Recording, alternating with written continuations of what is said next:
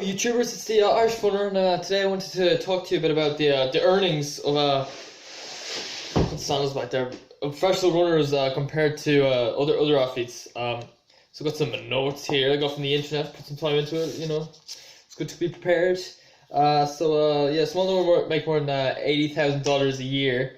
I'd say football, that'd be totally different. I mean, geez, I'd say that some League of Ireland players don't earn that much. Say though, challenge players, they earn well more than that. And I'd say it'd be physically tough as what these guys are doing. So many earn less than $20,000 a year. I think that's not really going into detail enough. I mean, $20,000 a year. I think they mean guys at the top earning $20,000 a year. I mean, I'm hardly going to be earning $20,000 a year. One company based in Oregon dominates the market. I don't know who that is. It's the first time I've heard of it. United States Olympic Committee pays medal bonuses as $25,000 for gold, $15,000 for silver, $10,000 for bronze. Yeah, and you don't earn anything just for getting there. The Olympic Committee don't give you anything for getting there. I don't know, maybe sponsors might, possibly. I don't know. It's really you're not talking massive money here now. 25,000. I mean, that'd be your average work in Ireland would earn more than that a year. So it's not massive money, but to be honest, it's not really about the guys at the top. I mean, the guys at the top are earning plenty of money. It's just that you're not getting enough guys who can make a living out of it. They have to do so much more to. Like you get that guy Nicola Filipazzo. He has a YouTube channel called El Coyote Loco. If you haven't seen it, you should check it out. He runs 190 miles a week. He ran just under 14 for the 5K, 29 minutes for 10K, and 65 minutes for the half marathon. So this guy is decent, but he's not quite good enough to be up there at the top. And he works nights as a cleaner, or a janitor as they call it in America. So really, all the work he puts in, you feel like he deserves more. I'd say, compared to some of these professional footballers, I'd say. Geez, I'm giving them an awful time here. Bolt Puma deal gave him $10 million a year plus bonuses for records and medals. So his after track earnings are $30 million. So yeah, this guy earning a lot, but yeah. I think about it, he's doing shorter distances. I mean, it's like the shorter the distance, the more money there is, which is very strange. It's like people don't value running longer distances. It's all about what can you do in a quick amount of time? How entertaining is it? I mean, how entertaining is it watching guys run a marathon or 24-hour ultra marathon?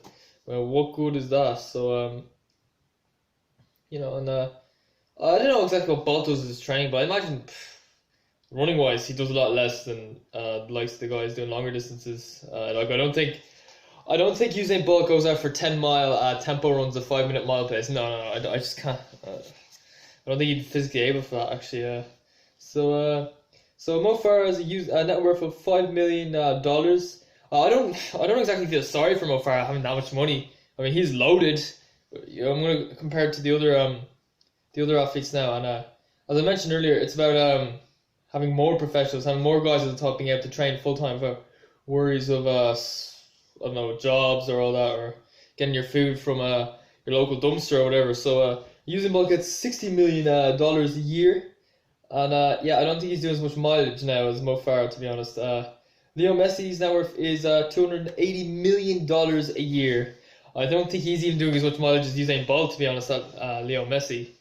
I mean, they say there's one guy there, James Milner, had the record for most distance covered in a Premier League match here, 13 miles over 90 minutes. It's 10-minute mile pace. I mean, these guys aren't really running's not, or football's not the type of sport where you run a lot, but I don't know, I guess there's more to it than that, I guess. So Johan Blake net worth $2 million. I don't know how he's got so little compared to Usain Bolt. He's not that young either. The top US track and field earn an average of $16,533 a year, which is €13,817.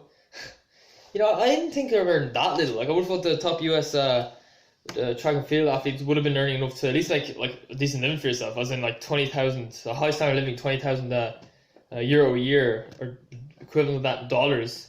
So, obviously not. These guys, the standard in America is actually quite high compared to Ireland. The standard is very high. You get guys actually in America competing for medals at Olympics and World Championships. In Ireland, do you get that? No. The fastest 5,000 time on the track this year was John Travers in 13:52. So yeah, I don't think he'd be earning much money. Probably get a big gear or something like that. Multi-million dollars athletes living in poverty. Yeah, that's the thing. It's a multi-million dollar business. As I said, it's all about money. You know, it's all about making money. Being an asshole without coming across as an asshole. It's like you're an asshole, but you want to be polite and say things the right way and try not to hurt anyone's feelings. And come across as the good guy, when in reality you're just hogging all the money. The truth, if you look deep down, you will find the truth. Find the reason these guys, they're not really helping athletics. If you really want to help athletics, you'd have more money for the guys who are dedicated. Because you feel like, say there's some guy who's earning 13.20 for the 5K, he's not earning enough to make a living out of it.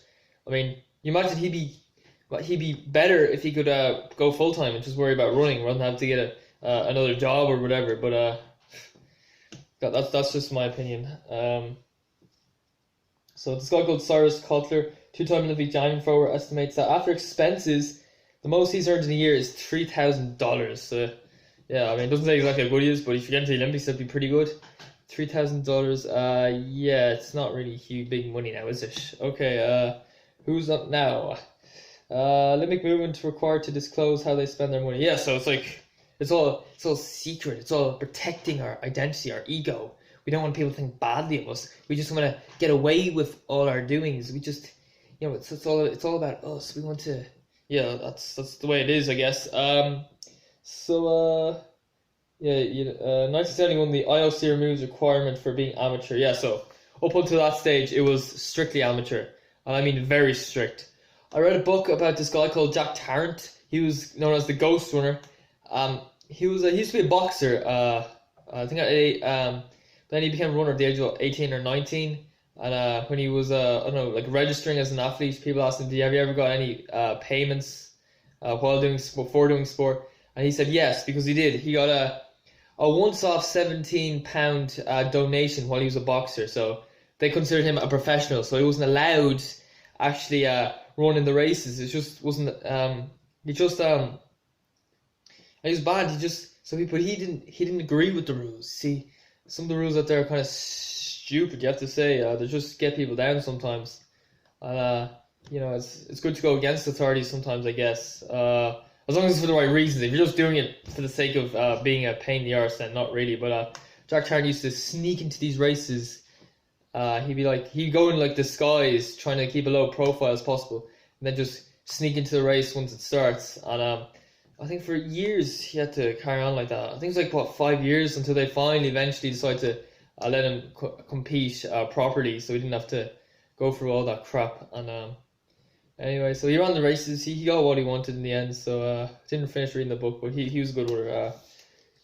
In it for the love of it, not the money. 19 more noche. So so here's some. $625 million, which is a lot of money, is the amount USOC. I don't know what that stands for. It's how much they made annually between 2005 and 2003 from US only broadcasts. So yeah, they're making big money, huge money for this multi-billion-dollar industry. All about the money, man. Okay, that probably didn't sound right. So $120 million for the annual edition sum from US corporate sponsors. So you're talking the amount of money they get, 625 plus 120, that would be $745 million, and $25,000 for gold medal, 15,000 for silver medal, 10,000 for bronze medal. Nobody else gets anything. So obviously, it's greed, it's corruption, it's not caring much about the athletes. So top 10 runners in the world can earn $200,000 annually. Again, that is enough. I mean, I don't feel sorry for anyone who earns that much money. That's more than really. You don't need a huge amount, I guess, but really is but only the top 10 can earn that. So so few people that can actually do this. So about 50% of about 20% of top 10 US track and field athletes earn $50,000. Yeah, so that's I guess, but it's not compared to the likes of football where you got Neymar going for 198 million euro or pounds, whatever, but even more in euro to Paris Saint-Germain. What a joke that is. 50% of US track and field athletes ranking top 10 make less than $15,000 annually. To be honest, I think people tend to think, I think runners are a very modest bunch. They're not like arrogant like you get in other sports.